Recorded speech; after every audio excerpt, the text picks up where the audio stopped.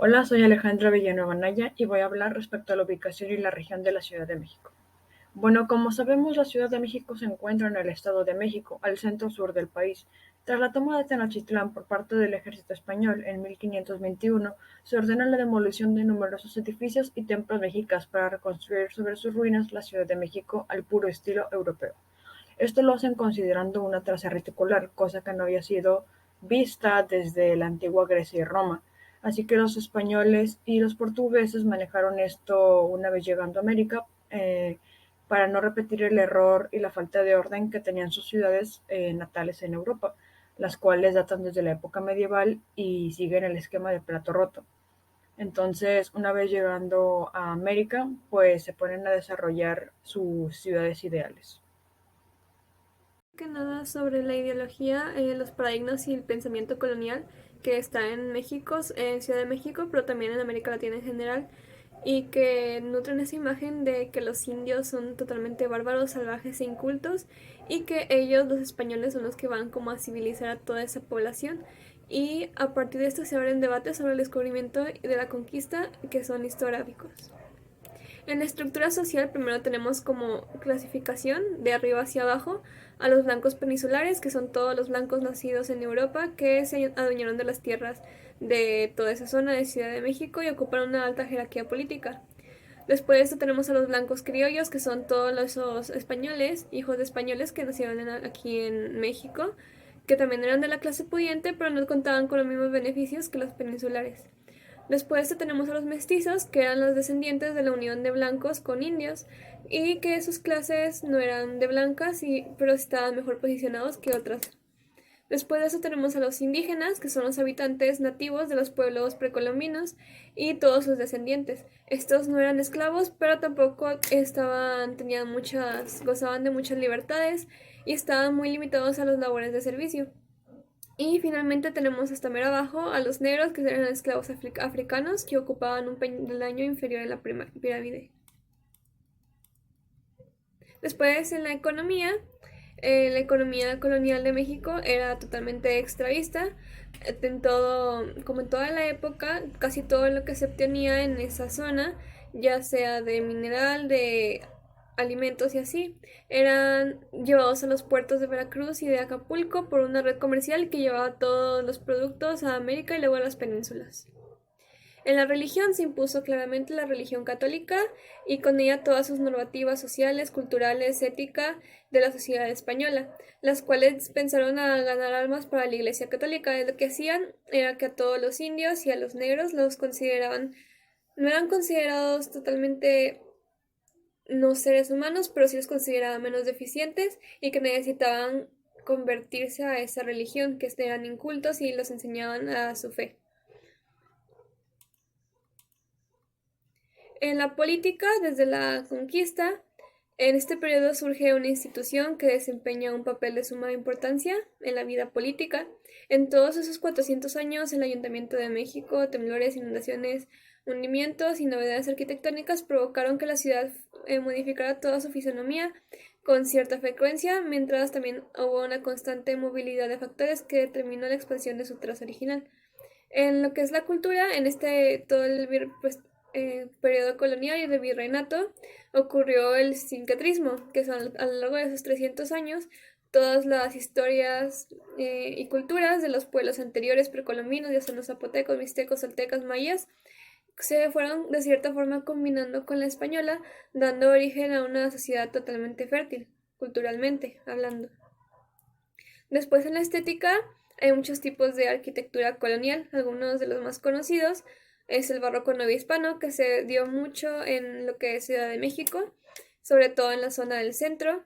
Y aparte de esto, se construyeron demasiadas iglesias y conventos.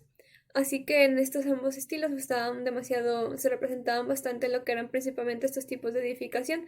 Tenían colores dorados y demasiado opulentos.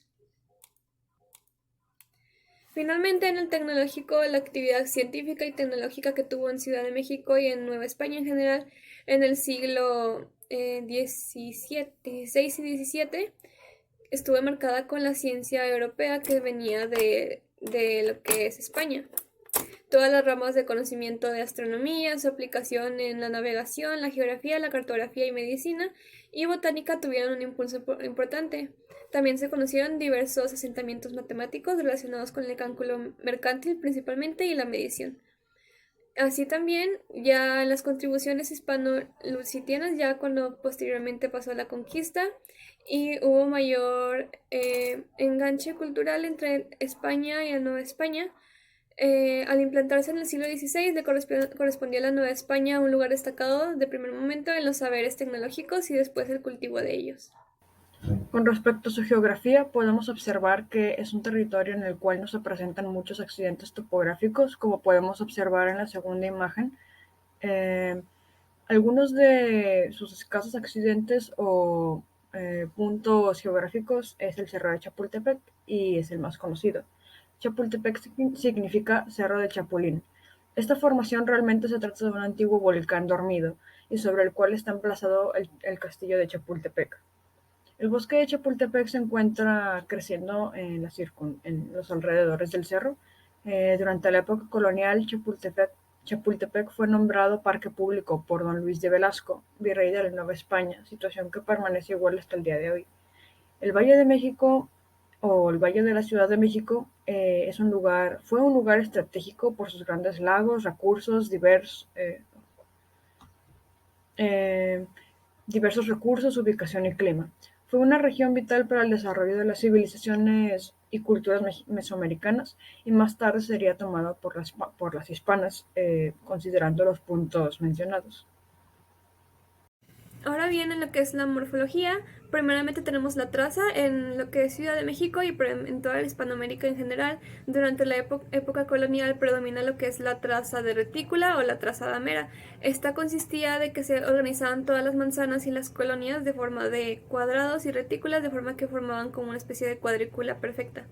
A finales del siglo XVII y principios del XVIII se comienza a abandonar esta tendencia de urbanizar reticularmente y se empiezan a modificar ciertas partes de los centros históricos coloniales y comienza el nuevo nacimiento de bulevares y otros centros históricos, paisajismo y urbanismo, así como se inician nuevas intervenciones para exaltar los caracteres administrativos, los religiosos y entre otros. Entre los edificios más altos en la época colonial de Ciudad de México se encuentra la iglesia de Santo Domingo.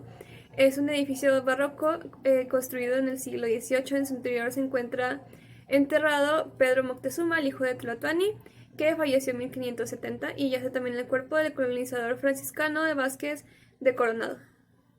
Hola, mi nombre es Devanitzel Bejar Hernández y voy a hablar sobre los equipamientos. Comenzando con los espacios públicos, encontramos la plaza principal de la Ciudad de México, conocida también como Plaza Mayor o Plaza de Armas, actualmente llamado como Zócalo. Este espacio se encontraba el mercado o tianguis de Tenochtitlán, en donde también estaba la acequia que corría al sur de la plaza, que servía para traer productos por medio de canoas, pero principalmente utilizado como mercado. Tenemos la Plaza de Santo Domingo, que ganó fama por ser un lugar con gran dinamismo y una legendaria actividad comercial. En esta se establecieron y fue donde se construyó el Templo de Santo Domingo. Por último está la Plaza del Volador. En ella se encontraba uno de los principales centros de abastecimiento de la Nueva España y su nombre se debe al ritual solar de los voladores que actualmente conocemos como voladores de Papantla. Equipamientos de recreación. Tenemos la Alameda Central, que fue creada en el siglo XVI por el virrey Luis de Velasco, quien ordenó se creara un paseo para darle belleza a la ciudad y a la vez fuera un lugar de recreo para sus habitantes. Entre las mejoras tenemos que Carlota Amalia mejoró la jardinería del lugar y donó la fuente de Venus conducida por Céfiros. También está que el presidente Benito Juárez mandó a derribar los muros de la Alameda y Porfirio Díaz dio mantenimiento y mandó edificar el Palacio de Bellas Artes. Como segundo tenemos el Canal de la Viga, que fue una arteria comercial de primer orden por donde se transportaban de manera directa a la capital productos de Xochimilco y Chalco. Representaba también un paseo muy popular hacia Iztacalco. En cuanto a institucionales, tenemos el primer edificio construido en México, que fue el Palacio Virreinal. En este lugar se encontraba el Palacio de Moctezuma. Fue construido durante la conquista de Tenochtitlán y en su lugar se construyó un gran palacio para que viviera Hernán Cortés. Los establecimientos de núcleos poblacionales fue un resultado de los procesos de conquista y gracias a ello se creó la Casa del Consejo, cuya construcción Cortés asignó 6 solares y fue celebrada el 16 de julio de 1526. En tercero, una de las instituciones más importantes del periodo colonial lo fue la Real Casa de la Moneda, en donde en la actualidad fabrica las monedas que todos cargamos en los bolsillos. Equipamientos religiosos. Tenemos la Casa Arzobispal. Durante el virreinato este edificio albergó el poder de la Iglesia en la Nueva España y en este lugar, tal como lo registró el siglo XVI el cronista Fray Diego Durán, se escuchaban plegarias y en el sitio se levantaban ya que era el sitio en donde se levantaba el templo de Tezcatlipoca. El Templo de la Profesa era una iglesia cuyo nombre oficial es el Oratorio de San Felipe y este era un estilo católico barroco y en ella se celebraban misas, se impartían catecismos y hasta se llevaban a cabo reuniones secretas. Por otro lado está el Convento de la Encarnación bajo la Orden de los Dominicos, que es una de las 9 primeras de Nueva España. Las ocupaciones fundamentales del convento eran la oración y la enseñanza a niñas. Por último tenemos el convento de Santa Catalina de Siena, que comenzó en una casa cedida por el señor Alburquerque por 4 monjas y ya de ahí dio raíz a las leyes de la Reforma en 1862 y se creó el convento que después sirvió como cárcel. En cuanto a educación, tenemos el edificio histórico de la Academia de San Carlos, que fue levantado sobre el antiguo Hospital del Amor de Dios. Hoy en día pertenece a la Universidad Autónoma de México. Este edificio también fue el primer museo de arte que se inauguró en Latinoamérica. Como segundo tenemos el Colegio de la Santa Cruz de Santiago. Fue la primera institución de educación superior de América destinada hacia los indígenas. Y por último, en educación tenemos el Colegio Máximo de San Pedro y San Pablo, que se convirtió en uno de los principales centros de enseñanza en donde se practicaban los métodos pedagógicos más avanzados de la época. Se estableció la Catedral de Lengua Mexicana y en 1592 se determinó que ninguna jesuita inauguraría las lenguas indígenas. De sus aulas salieron los ilustrados religiosos de esta orden que contribuyeron de alguna forma a transformar la mentalidad de criollos novohispanos. Equipamientos comerciales. Tenemos el mercado de la Plaza Mayor, el Volador. Era insuficiente para albergar a más comerciantes y a tantos más productos. Esto hacía que el lugar no tuviera las mejores condiciones, ya que se tenía que tomar mejores medidas para la administración del comercio. Tenemos también el portal de mercaderes, que durante el virreinato se vendían los productos traídos de las Filipinas por la famosa Noa de China. La construcción de esta bella arquía comenzó en 1527 y en 1532 se instalaron las primeras tiendas de ropa que pertenecían a González Ruiz. Equipamientos de salud. Está el Hospital del Divino Salvador, también llamado como Hospital de la Canoa u Hospital para Mujeres Dementes. Comienza la historia con los esposos Agallos en el siglo XVII.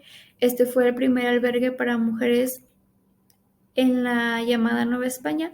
Al nuevo hospital mental ingresaron, de acuerdo a registros, 55 mujeres, de las cuales 26 murieron y mejoraron 29.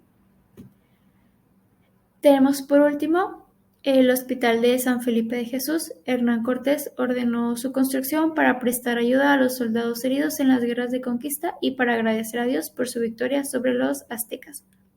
Originalmente fue conocido como el Hospital de la Inmaculada Concepción hasta que la Iglesia de Jesús de Nazareno fue construida junto y de ahí tomada el nombre de Jesús. Aquí se encuentran los restos del conquistador. En sus afueras hay una placa de piedra que marca el lugar donde se encontraron Moctezuma II y Hernán Cortés. Para la vivienda en la época colonial podemos observar en la siguiente imagen un mapa en el cual se señalan en distintos colores la ubicación de las distintas clases sociales de la época, de su sociedad.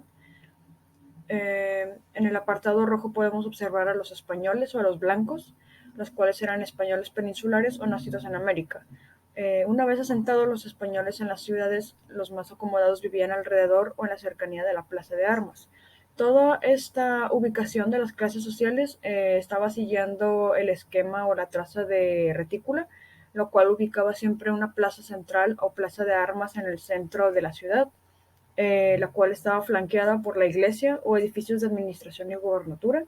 Entonces, todas las personas más acomodadas en su sociedad podían darse el privilegio o el lujo de vivir pues en las cuadras circundantes de la plaza. Con respecto a los criollos, eran los descendientes de europeos y nacidos en un país hispanoamericano. Los criollos vivían donde sus progenitores españoles, cerca de la plaza de armas o en sus inmediaciones. Con respecto a los nativos o indios, son los habitantes originarios de América. Los indígenas estaban presentes en casi todos lados, pues eran quienes dominaban principalmente sus territorios antes de la llegada de los españoles, pero su número fue disminuyendo con el paso del tiempo. No ocupaban un lugar privilegiado en la sociedad y vivían alejados de la plaza de armas.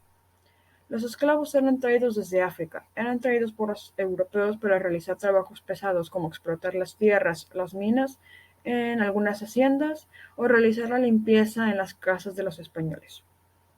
A continuación, su servidora Daniela Bañuelos explicará la parte de infraestructura de la época colonial de la Ciudad de México, empezando con el agua. En la diapositiva tenemos como número 1 marcado el acueducto de Chapultepec, el cual fue reformado por Hernán Cortés en el virreinato. Este sirvió como fuente principal de agua de la ciudad y llevaba las aguas de Chapultepec a la Ciudad de México. En el número 2 tenemos marcado el acueducto de Santa Fe. Este es un acueducto que hasta el día de hoy lleva agua de manantiales a la ciudad. Ahora, como una pequeña nota, marcamos que, como suele haber una confusión entre estos acueductos, se puede diferenciar gracias a una diferencia. Es que el acueducto de Santa Fe te abastecía de 2 estanques. Uno de agua de Santa Fe y otro con agua del mismo Chapultepec. Ahora, en cuestión de drenaje, tenemos marcado en la diapositiva la Albarrada de San Lorenzo. Esta era una estructura hidráulica construida por la población indígena que estaba destinada a la captación y almacenamiento de agua para poder controlar las inundaciones en la antigua Cuenca de México. En la siguiente diapositiva tenemos estamos hablando sobre las protecciones que tenía la Ciudad de México en la época. Estaban las garitas, que fueron un sistema defensivo de acceso a la capital. Tuvieron como función principal el cobro de impuestos a mercancías, evitar el contrabando de las que eran monopolio de la corona española y ser así también un resguardo militar. Y estas fueron suprimidas a partir de 1896. En la presentación se colocó un mapa diferente a los antes mostrados para poder apreciar mejor cada una de las garitas. Tenemos como número 1 la garita de San Lorenzo, luego está la garita Coyuya, la garita La Viga, la garita Candelaria, la garita Niña Perdido, la garita Belén, la garita Piedad, la garita del Calvario, la garita de Cosme, Noalco, Santiago y por último Peralvillo. En cuestión de vialidades tenemos los canales o calzadas. Tenemos en el número 1 la calzada La Viga, que es un eje vial de la Ciudad de México que va desde el centro hacia el sur de la urbe. Desde la época colonial hasta finales del siglo XIX, este fue un cauce por donde corría el Canal de la Viga, también conocido como Acequia Real o Canal Nacional, y era utilizado como ruta comercial y turística. En cuestión del canal, tenemos el canal Acequia Real, antes ya mencionado, que subsistió desde la época mexicana hasta la novohispana como un canal abierto y en algunos tramos navegables. En la siguiente diapositiva, por último, tenemos otros elementos urbanos, que es el puente de la Alhóndiga o del Yesmo.